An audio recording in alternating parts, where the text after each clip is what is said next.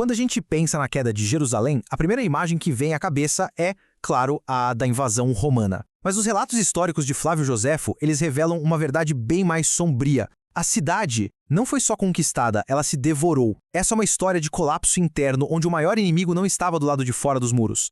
E essa é a verdade chocante que define a queda de Jerusalém. Enquanto as legiões de Roma se preparavam para o cerco, uma guerra muito mais selvagem já estava consumindo a cidade por dentro. Uma guerra de facções, de traição, de terror, que se provou mais destrutiva do que qualquer arma que os romanos pudessem ter. Para a gente entender o horror que estava acontecendo em Jerusalém, primeiro a gente precisa olhar um pouco mais ao norte, para a cidade fortificada de Gamala. É ali que a gente vê a força esmagadora de Roma em ação, enfrentando o que parecia ser um desafio impossível de superar. Vamos pensar nisso aqui. A localização de Gamala era sua maior defesa. Flávio Joséfo descreve o lugar como uma verdadeira fortaleza natural, ainda mais impressionante que Jotapate. A cidade foi esculpida num precipício cercada por vales quase intransponíveis. Ou seja, a própria natureza fez de Gamala um pesadelo para qualquer exército invasor. E o que esse número nos diz? 7 meses. Pois é. Por 7 longos meses, antes mesmo dos romanos de Vespasiano chegarem, o rei Agripa, que era um aliado de Roma, tentou cercar Gamala e falhou. Falhou miseravelmente. Isso só mostra a força e a confiança que os defensores da cidade tinham. Eles se sentiam literalmente invencíveis dentro daquela fortaleza natural. Só que os romanos não eram o exército de Agripa, né? Eles trouxeram toda a sua engenharia lendária, sua disciplina implacável. Vespasiano posicionou 3 legiões e, em pouquíssimo tempo, os arietes transformaram pedra em poeira, abrindo uma brecha. Ao som das trombetas, os soldados invadiram. Parecia o fim da resistência. E aqui a história dá uma virada trágica e irônica. Os soldados romanos, naquela ânsia de perseguir os defensores pelas ruas estreitas, começaram a subir nos telhados das casas. Só que a estrutura de Gamala não aguentou o peso de tanto soldado. As casas foram desabando uma atrás da outra num efeito dominó. A própria cidade se tornou uma arma, enterrando as legiões vitoriosas em poeira e destroços. O fim do cerco foi um horror absoluto. Quando os romanos finalmente se reagruparam, a matança foi total, sem distinção. Mas a imagem mais terrível não foi a da espada romana. Olhando esses números, a gente vê que mais pessoas escolheram a morte. Famílias inteiras, vendo que não tinha mais esperança, simplesmente se jogaram dos penhascos. Um ato final de desespero que superou a própria crueldade da guerra. E olha só, enquanto Gamala caía em sangue e fogo, a capital Jerusalém estava ocupada se destruindo. Vamos agora mudar o foco da ameaça romana externa para o terror que apodrecia a cidade por dentro. Esses caras não eram simples rebeldes, não. Os zelotes, como eles mesmos se chamavam, eram extremistas. Eles viam a guerra não como uma opção, mas como um dever divino. E no ato mais ousado de todos, eles tomaram o templo, o lugar mais sagrado do judaísmo. Com isso, eles não só desafiaram Roma, mas profanaram seu próprio centro espiritual, transformando-o num quartel-general de tiranos. A cidade se partiu em 2.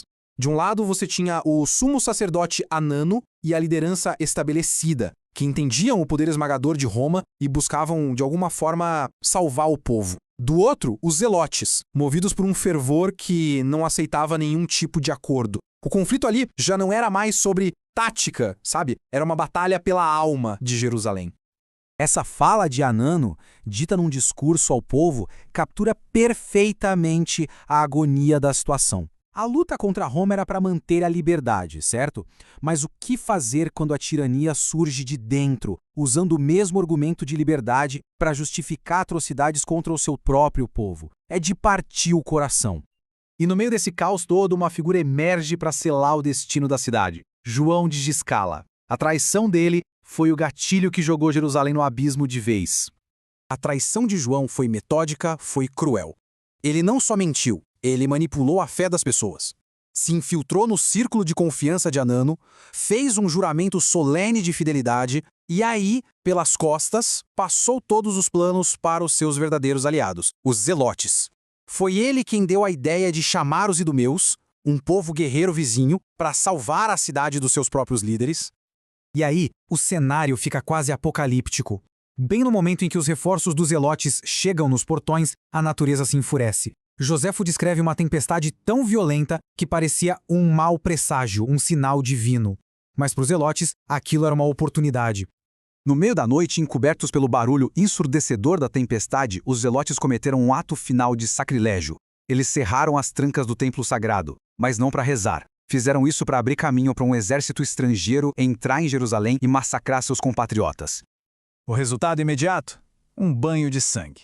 8.500. Em uma única noite, enquanto a tempestade rugia lá fora, os idumeus e os zelotes massacraram as forças de Anano. O chão do templo, o lugar mais sagrado da nação, ficou encharcado com sangue de judeus, mortos por outros judeus. Agora, vamos sair um pouco dos muros da cidade e ver a situação pelos olhos do general romano Vespasiano. Ele só observava pacientemente enquanto seu inimigo fazia todo o trabalho sujo por ele. Essa avaliação de Vespasiano é fria, tática e absolutamente correta. Para que arriscar a vida de soldados romanos contra muros impenetráveis quando a guerra civil estava destruindo a cidade de dentro para fora? Ele decidiu esperar, porque sabia que a discórdia era uma arma muito mais poderosa do que qualquer legião. Com Anano morto, os zelotes tomaram o poder através do terror absoluto. O assassinato foi só o começo. Eles proibiram o luto, um dos ritos humanos mais básicos, transformando a compaixão num crime capital. A cidade mergulhou num pesadelo onde a própria humanidade era o que se punia. Esse incidente talvez seja o mais arrepiante de todos. Para manter uma fachada de justiça, eles montaram um tribunal. Mas quando os 70 juízes, desafiando os tiranos, declararam Zacarias inocente, os zelotes zombaram do veredito e o mataram ali mesmo, no meio do templo. Foi a morte da lei, da justiça e da santidade, tudo num só ato. E assim, essa análise toda nos deixa com essa questão fundamental.